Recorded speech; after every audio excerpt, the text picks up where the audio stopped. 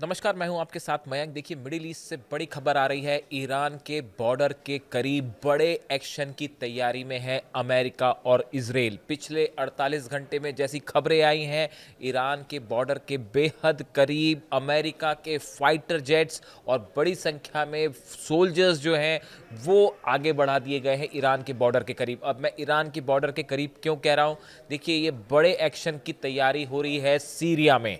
Syria में, जो कि ईरान के बॉर्डर के बेहद करीब है, वहाँ पर एक बड़े एक्शन हो सकता है अमेरिका की तरफ से और इजराइल की तरफ से। इजराइल ने तो कुछ इलाकों में ऑलरेडी जो है वो बमबारी शुरू भी कर दी है। देखिए, जिस तरह से पिछले 3 दिन पहले सीरिया में आईएसआईएस की तरफ से एक बड़ा हमला हुआ और उस हमले में 2 अमेरिकी सैनिक की मौत हो गई और एक अमेरिकी नागरिक की मौत हो गई। इन तीनों की मौत से साथ ही में इसमें कई अमेरिकी सोल्जर्स घायल भी हुए। इस हमले के बाद डोनाल्ड ट्रंप ने यह कहा है कि एक बड़ा एक्शन होगा और आईएसआईएस को पूरी तरह से खत्म किया जाएगा। इस तरह की बात उन्होंने कही है, जिसके बाद ये माना जा रहा है कि सीरिया में अब एक बड़ा एक्शन कर सकता है अमेरिका और निशाने पर होंगे आईएसआईएस के जो मेंबर्स हैं वो।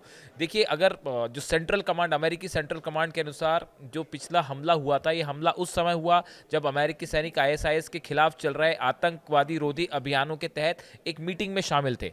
हमलावर को मौके पर मौजूद सीरियाई जो फोर्सेस थी उन्होंने वहीं पे उसको मार दिया जिसने हमला किया था।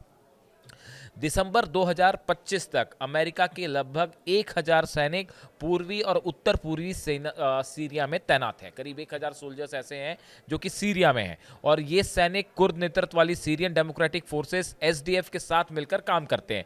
नवंबर 2025 में शरा ने व्हाइट हाउस का दौरा किया था। सीरिया के जो राष्ट्रपति हैं, जुलानी भी कहते हैं उन्हें, जो किसी सीरियाई नेता का पहला आधिकारिक व्हाइट हाउस का दौरा था। इस दौरान ट्रंप ने शरा को मजबूत नेता बताया था। अब देखिए, वहाँ की जो गवर्नमेंट है वो अमेरिका के साथ है और अल शरा जो है वो अमेरिका के साथ मिलकर काम कर रहे हैं। लेकिन इस दौरान अब ये जो हमला हुआ, और देखिए ऑस्ट्रेलिया में भी जो हमला हुआ उसमें भी आईएसआईएस का नाम निकल के सामने आ रहा है। तो इजराइल और अमेरिका अब ये दोनों मिलकर सीरिया पर एक बड़ा एक्शन कर सकते हैं। आईएसआईएस के जो आतंकी हैं उनको निशाना बना सकते हैं।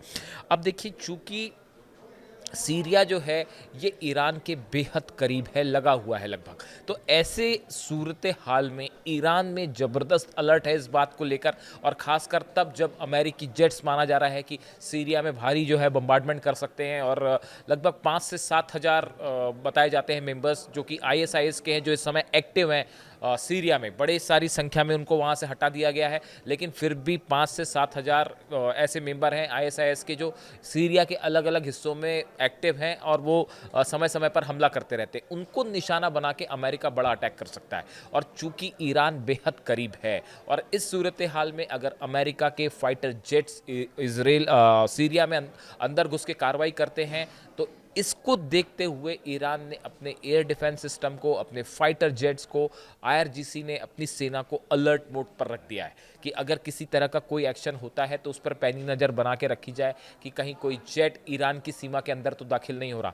देखिए, कल रात की जो बात है, इजराइल की तरफ से एक बड़ा एक्शन हुआ है जिसमें जो इजराइल की तरफ से कहा गया कि उसकी फोर्सेस जो है कुछ आतंकियों को, जो इजराइल की तरफ से कहा गया कि आतंकियों को खोजने के लिए अंदर गई थी, लेकिन उस दौरान वहाँ पे जो गांव वाले हैं सीरिया के, जिस पर्टिकुलर इलाके में ये रेड हो रही थी, वहाँ पे उनसे झड़प होती है और इसमें जो है 5-6 इजरायली सोल्जर्स घायल भी हुए, जिसके बाद जो है इजराइल की तरफ से भारी जो है गोलीबारी की गई पूरे इलाके में।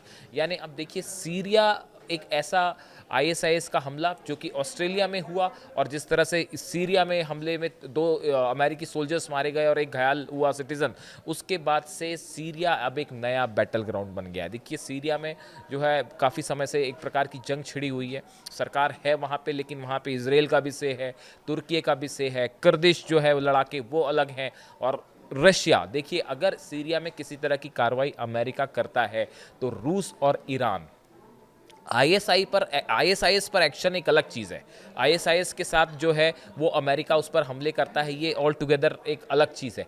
लेकिन अगर ईरान के करीब अमेरिकन फाइटर जेट्स या इजराइल के फाइटर जेट्स जब भी कोई मूवमेंट करते हैं, तो ये ईरान के लिए एक बड़ी खबर होती है। ईरान उसको लेकर पूरी तरह से अलर्ट है। बताया जाता है कि ईरान ने अपने मिसाइल्स को जो है वो अलर्ट मोड पर कर दिया है कि अगर कहीं ऐसा ना हो कि सीरिया के हमले के लिहाज से जो है वो मामला ईरान को लेकर एक बार फिर कोई प्लानिंग ना हो जाए। और रूस भी इस पूरे मामले पर पैनी नज़र बनाए हुए है कि क्या सीरिया में, देखिए सीरिया में बशर अल असद की सरकार हटने के बाद से रूस का प्रभाव सीरिया पर कम हुआ है, इसमें कोई शक नहीं है। अब इस सूरत हाल में सीरिया को लेकर रूस की तरफ से भी एक बड़ी प्लानिंग है कि कैसे वहाँ पे एक स्टेबल गवर्नमेंट बनाई जाए जो कि रूस के फ़ायदे के लिए भी हो। इस लिहाज से पुतिन भी नज़रें बनाए हुए हैं सीरिया के हालात पर, और ईरान भी नज़रें बनाया हुआ है। और इन हालात में अमेरिका की तरफ से बड़ा एक्शन ईरान के बॉर्डर में अगले 48 घंटे में आप देखिए एक बड़ा एक्शन होता है, हो सकता है सीरिया पर। और पूरे मिडिल ईस्ट में इस एक्शन को लेकर कई देशों में रडार्स जो है वो हाई अलर्ट पे हैं। रूस ने पैनी नज़र बनाई हुई है क्योंकि ये पूरा एक्शन ईरान के बेहद करीब होने वाला है। 12 दिनों की जंग के बाद ये पहला मौका होगा जब ईरान के इतने करीब अमेरिका के फाइटर जेट हो सकते हैं और इजराइल के फाइटर जेट हो सकते हैं। 12 दिन की जंग में हमने देखा किस तरह से ईरान के न्यूक्लियर ठिकानों पर जो है न्यूक्लियर प्लांट्स पर हमले हुए थे। इजराइल ने कई बार तेहरान पर बमबारी की। तो उसके बाद ये पहला मौका होगा जून के बाद जब ईरान के इतने करीब अमेरिका के फाइटर जेट होंगे। और बार बार ये खबरें आ रही हैं इस तरह की, ट्रम्प की तरफ से भी बयान आए कि ईरान को न्यूक्लियर डील करनी चाहिए वरना हमले हो सकते हैं। इस सूरत हाल में ईरान की मिसाइल्स, ईरान की नौसेना, IRGC सब अलर्ट मोड पे हैं और सबकी नज़रें इस बात पर है कि अमेरिका के जेट्स क्या एक्शन देते हैं। इस पूरे हाल पर हम नज़रें बनाए हुए हैं। इससे जुड़ी जो भी बड़ी खबर होगी वो आप तक पहुंचाएंगे। इंतज़ार कीजिए, ऐसा लगता है 48 घंटे में सीरिया में एक बड़ा एक्शन हो सकता है। इससे जुड़ी हर खबर आप तक पहुंचाएंगे। Thank you so much.